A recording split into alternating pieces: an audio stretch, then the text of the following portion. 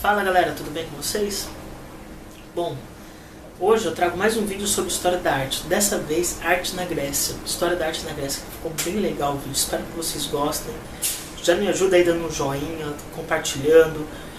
Enfim, solta o reloginho aí e vamos lá, te conto pra vocês já já.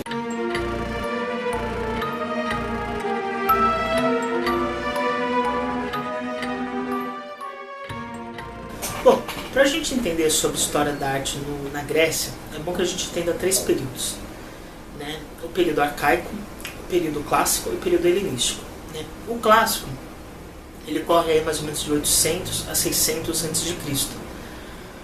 O clássico ocorre mais ou menos entre os anos 500 a 300 a.C. E o período helenístico ocorre mais ou menos entre 300 a 30 a.C. aproximadamente, né? Começando pelo arcaico, que é o começo da história, qual é a situação que se dá ao arcaico, né? Os gregos estavam lá na expansão do comércio deles, de boa e tudo mais, e cada vez indo mais longe, né? E eles começaram a ir para o Nilo. E nisso eles viram as construções dos egípcios, né? As estátuas e tudo mais, e eles resolveram também fazer as próprias estátuas deles, né? E a gente tem esse tipo de estátua, conforme está no slide, que chama cobros, né? Essas primeiras estátuas. Você percebe que elas são extremamente duras, né? Obviamente são duras porque são pedras, você vai falar, não. Quando eu falo duras é não ter o movimento, né? Só que se a gente passar uma linha exatamente dividindo ela, a gente tem uma proporção de 50% de peso em cada lado. Isso é muito legal, né? Já começava a se estudar anatomia, começava a se estudar matemática para fazer as estátuas, né? E foram os povos que usaram a regra do 7, né? 7 vezes a cabeça o tamanho do corpo, aproximadamente, né? Que eles chamavam isso de corpos perfeitos. Bom, já no período clássico, né, eles começaram a desenvolver essa questão do movimento que eu falei. Conforme podemos ver nessas outras imagens, né, você vê que o ser humano já tinha um movimento maior do seu próprio corpo, não estava mais travado, as obras são relativamente mais leves, né? E olha essa estátua aqui, né? Olha o tecido, os caras fizeram um tecido usando pedra. Isso é muito legal, muito diferente. E por fim nós temos o período helenístico. O período helenístico se dá no momento que a Roma começa a tomar a Grécia, né? Como é que a Roma tomou a Grécia? A Grécia funcionava com um sistema de cidade-estado, né? Cada cidade tinha suas próprias leis. E aí Esparta e Atenas começaram a tomar rixa entre si, né? Provocando uma espécie de guerra civil, que deixou os dois muito fracos. Chegou lá Filipe da Macedônia, pra cá, né? Entrou na guerra e tal, dominou, e aí a Roma começou a tomar a Grécia, né? Nesse aspecto, tem que ressaltar que a Roma roubou muita questão da mitologia local e também plagiou várias questões de estátuas e formas artísticas deles, né? Mas no helenístico a gente pode ver uma diferença do clássico em relação a detalhes, né? As estátuas são relativamente muito mais trabalhadas, muito mais detalhadas do que o período clássico. Bom, a gente não pode deixar de falar da arquitetura grega, né? Que acho que é uma das arquiteturas mais bonitas que todo mundo conhece. A gente tem um foco da arquitetura deles nos templos, né? Nos templos dos deuses, que eram moradias desses deuses, segundo eles, né? E dentro do templo a gente tinha mais ou menos uma planta desse estilo, né?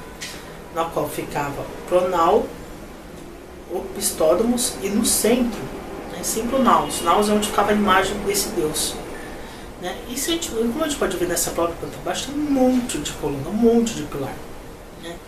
Esses pilares, a gente pode ver ali do lado de fora, né? São bem detalhados também. Porém, esses pilares tiveram 3 fases diferentes, né?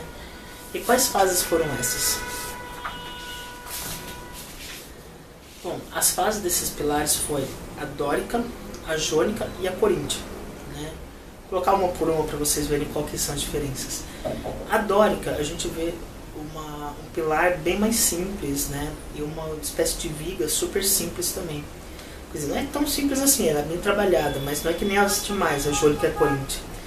Na jônica, A gente já vê detalhamento na viga e no pilar, né? A gente vê essa questão do fazendo um círculo assim na ponta sempre. E por fim, na Coríntia, né, a gente vê um pilar, a ponta dele extremamente detalhado. Você entendeu? Extremamente detalhado. Não era uma figurinha ou outra, era detalhe em cima de detalhe. Isso mostra o valor que eles tinham por essas obras, né? A dedicação que, tipo, você pega uma obra com proporções colossais e mesmo naquela menor parte já tem um detalhe. Eu fico imaginando, cara, isso é muito incrível, dá muito trabalho, assim. E eles não estavam preocupados com o trabalho, eles queriam fazer uma coisa bela. Bom, e nós temos a questão dos vasos também, né? Na Grécia a gente não tinha aquela pintura igual os egípcios tinham de pintar tumba, pintar parede, etc. Mas existiam muito vasos decorativos, né? Eram vasos pretos com pinturas avermelhadas. E é o seguinte, esses vasos, né, dessas pinturas, elas contavam uma história. Cada vaso tinha uma história. A gente pode ver bastante isso naquele desenho da Disney do Hércules, né, que sempre mostra aquelas mulherzinhas cantando lá no começo do filme, no final do filme. Eu vou mostrar um trecho aí para vocês darem uma olhada. E o maior e mais forte de todos esses heróis foi o poderoso Hércules.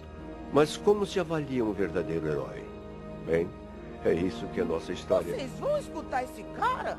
Ele tá fazendo essa história parecer uma tragédia grega. Pega leve, cara. Deixa com a gente, querido. Vai nessa, garota. Nós temos a questão do teatro, né? Foi um dos primeiros povos a valorizar realmente o teatro como arte, né? O teatro tinha uma unção, uma união com a arquitetura, né? Então assim, você tinha um projeto para um templo de teatro, né? Para um local de teatro. E é o seguinte, eram separados em 3 partes, né? Onde os atores se vestiam, se esperava a vez dele, o palco onde eles realmente atuavam e a arquibancada onde ficava o pessoal, né? E é interessante isso daí, porque é o seguinte, naquela época não existia microfone, não existia alto-falante, não existia nada dessas coisas que temos hoje. Mas a pessoa que falava no centro, ela conseguia fazer com que a pessoa na arquibancada ouvisse. Por quê? Porque tinha uma acústica muito boa, tinha um projeto de acústica já naquela época. Você pensa assim, há mais de 2000 anos atrás você tem um projeto de acústica, isso é incrível. E outra coisa que é importante falar sobre os gregos é o seguinte, a gente falou mais ou menos 600 anos de história, 3 períodos.